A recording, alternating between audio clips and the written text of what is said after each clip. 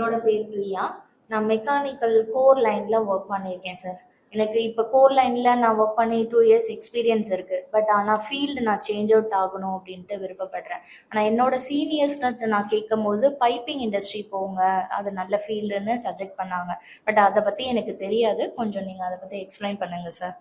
First நீங்கள் ஒரு term சொன்னீங்க, பைப்பிங் டிசைன் அப்படின்னு சொன்னீங்க. பைப்பிங் டிசைன்னு ஸ்பெசிஃபிக்காக ஒரு ஃபீல்டு எதுவுமே கிடையாது.